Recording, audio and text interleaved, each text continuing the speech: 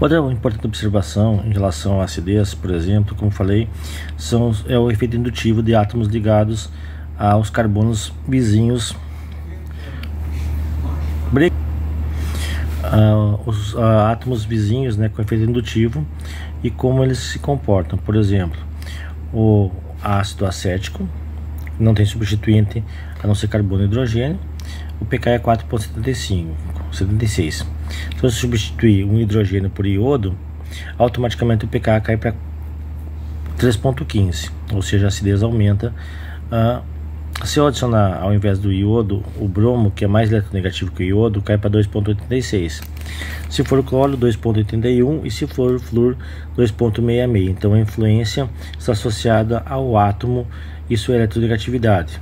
Quanto mais eletronegativo for o átomo ligado, maior o efeito indutivo, ou seja, mais estável vai ser a base conjugada do ácido. A base conjugada basicamente é tirar o próton e adicionar uma carga negativa.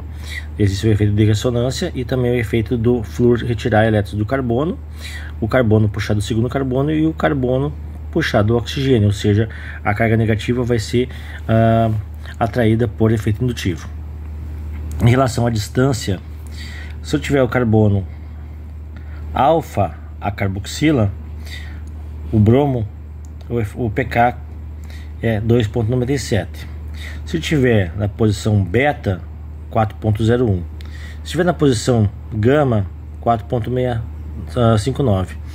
E se estiver na quarta, 1, 2, 3, 4 de distância, praticamente o pK é o mesmo do ácido acético. Então o efeito a partir da quarta ligação, ele é praticamente nulo, o efeito indutivo.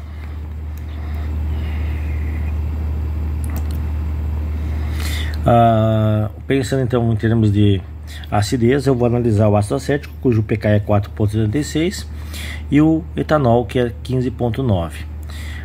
Para analisar o ácido, eu analiso a base conjugada, no caso o acetato. A carga negativa ressona, forma uma dupla, ressona uma setinha dupla, formando uma dupla entre carbono e oxigênio, e essa dupla quebra. Então eu tenho as estruturas de ressonância. Essas duas estruturas são canônicas e basicamente estou dizendo que a carga negativa ela está distribuída entre esses dois oxigênios. Não tendo a carga concentrada numa posição só, ela acaba se tornando mais estável do que o etanol. Outro efeito importante a ser analisado é o efeito da polarizabilidade do orbital, no caso o efeito da hibridização.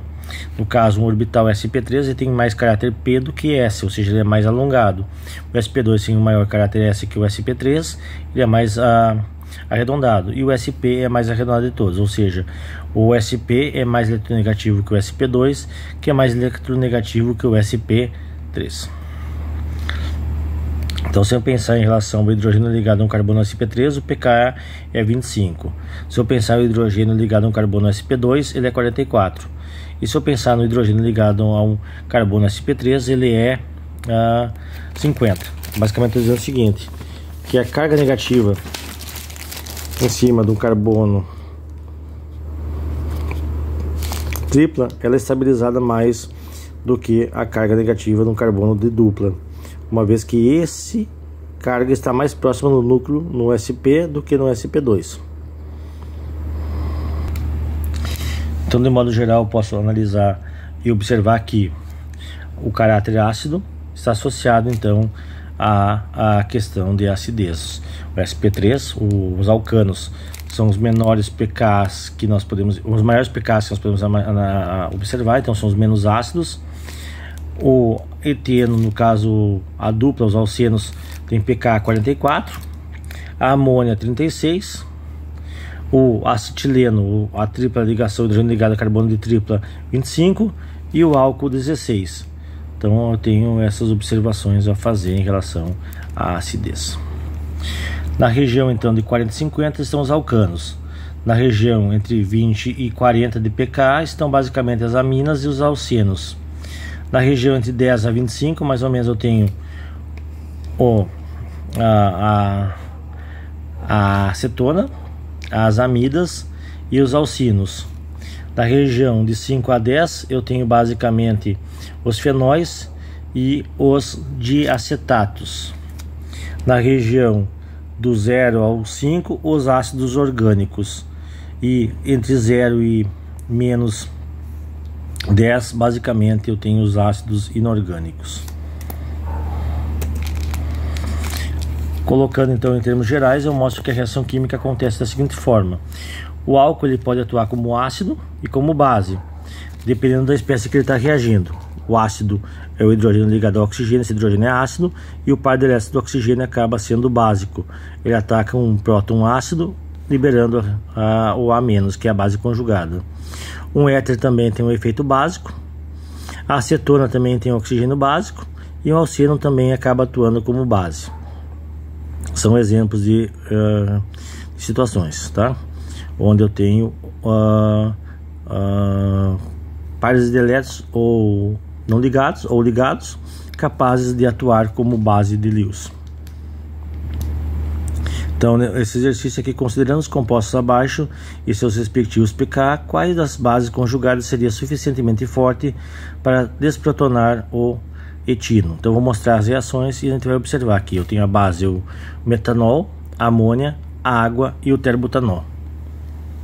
Então, se eu observar as reações químicas, eu vou perceber o seguinte: o pK do acetileno é 25, do metanol é 15,5.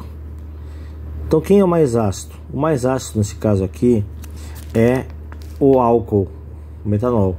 Então, quem vai atuar como base seria o acetileno.